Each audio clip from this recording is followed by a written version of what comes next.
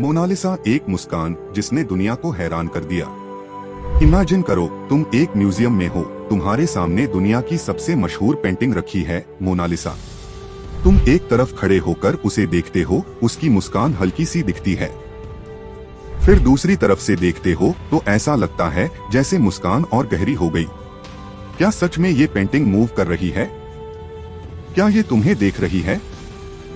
यही सवाल सदियों से लाखों लोग पूछते आ रहे हैं, लेकिन जवाब किसी के पास नहीं। रहस्य जो अब तक नहीं सुलझा। 500 साल हो गए, लेकिन मोनालिसा की मुस्कान आज भी रहस्य बनी हुई है।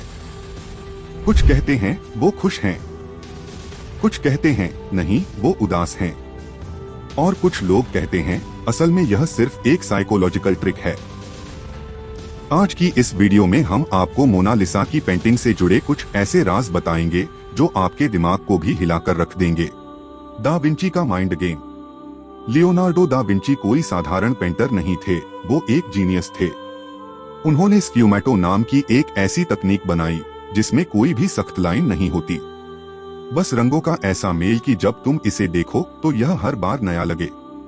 पर क्या यह सिर्फ एक आर्ट टेक्निक है या दा विंची ने जानबूझकर हमें धोखा देने की कोशिश की थी? क्योंकि कई इतिहासकारों का मानना है कि मोनालिसा असल में खुद दा विंची का महिला रूप भी हो सकती है। मोनालिसा एक मुस्कान जिसने इतिहास को बदल दिया। साल 1503 इटली।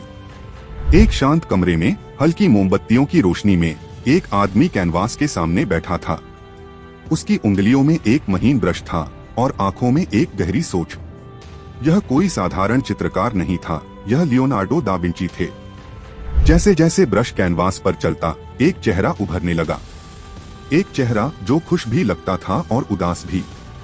लियोनार्डो ने खुद से सवाल किया, क्या मैं कुछ ऐसा बना सकता हूँ जिसे दुनिया कभी भूल न सके? यह चेहरा आखिर किसका है? कुछ लोगों का मानना था कि यह कोई राजकुमारी या देवी का चित्र होगा, लेकिन असलियत कुछ और थी। इतिहासकारों का कहना है कि यह फ्लोरेंस के एक अमीर व्यापारी फ्रांसिस्को डेल जियोकोंडो की पत्नी लिसा घेरार्दिनी का चित्र था। इसी वजह से इसे ला जियोकोंडा भी कहा जाता है। या यह लियोनार्डो का खुद का महिला रूप था? कुछ शोधकर्ताओं का दावा है कि मोनालिसा का चेहरा लियोनार्डो के खुद के चेहरे से मेल खाता है। क्या यह उनका आत्मचित्र था? क्या उन्होंने अपने भीतर के स्त्री पुरुष संतुलन को इस चित्र में दिखाने की कोशिश की थी? पर असली जवाब क्या है? यह आज भी एक रहस्य बना हुआ है।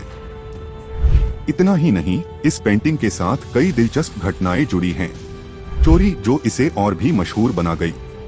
1911 में यह पेंटिंग लूव्र म्यूजियम से चोरी हो गई थी। 2 साल तक कोई नहीं जानता था कि मोनालिसा कहाँ है। जब यह दोबारा मिली, तब तक यह सिर्फ एक पेंटिंग नहीं बल्कि दुनिया का सबसे बड़ा आर्ट मिस्ट्री बन चुकी थी। आज इसे देखने हर साल 80 लाख से ज्यादा लोग आते हैं। इस पेंटिंग की कीमत आज लगभग $867 मिलियन है, जो भारतीय मुद्रा में करीब 64,000 करोड़ रुपए होती है। लियोनार्डो दा विंची ने इस पेंटिंग को 1503 में बनाना शुरू किया था और 1517 तक इसे सुधारते रहे। इसे बनाने के लिए 30 से अधिक परतों का इस्तेमाल किया गया था, जिनमें से कुछ इंसानी बाल से भी पतली थीं। देखने में यह पेंटिंग बहुत बड़ी लगती है, लेकिन वास्तव में यह मात्र 30 गुना 21 इंच की है और इसका वजन 8 किलोग्राम है। इसे पेपर या कैनवास पर नहीं बल्कि पॉपलर की लकड़ी पर तेल चित्रण के माध्यम से बनाया गया था। आज भी लोग मोनालिसा की पेंटिंग से इतने आकर्षित होते हैं कि कई बार इसे नुकसान पहुंचाने की कोशिश की गई है। 1956 में एक पर्यटक ने इस पर पत्थर फेंका, जिससे इसके हाथ पर निशान आ गया था। एक बार किसी ने इस पर तेजाब फेंक दिया, जिसके बाद इसे बुलेट प्रूफ कांच में रखा गया। सिर्फ यही नहीं, मोनालिसा के एक नहीं बल्कि 2 वर्जन हैं। स्पेन के मैड्रिड में मोनालिसा ट्विन नाम की एक और पेंटिंग मौजूद है, जिसे लियोनार्डो के एक छात्र ने बनाया था। अब बात करें लियोनार्डो दा विंची की, तो वह सिर्फ एक चित्रकार नहीं बल्कि एक महान वैज्ञानिक और आविष्कारक भी थे। वे फ्लाइंग मशीन, सोलर एनर्जी, हथियारों और मेडिकल साइंस पर भी काम कर चुके थे। तो दोस्तों, यह थी मोनालिसा से जुड़ी कुछ ऐसी बातें जिनके बारे में शायद आपने पहले कभी नहीं सुना होगा। अगर आपको यह वीडियो पसंद आई तो इसे लाइक करें और चैनल को सब्सक्राइब करना न भूलें।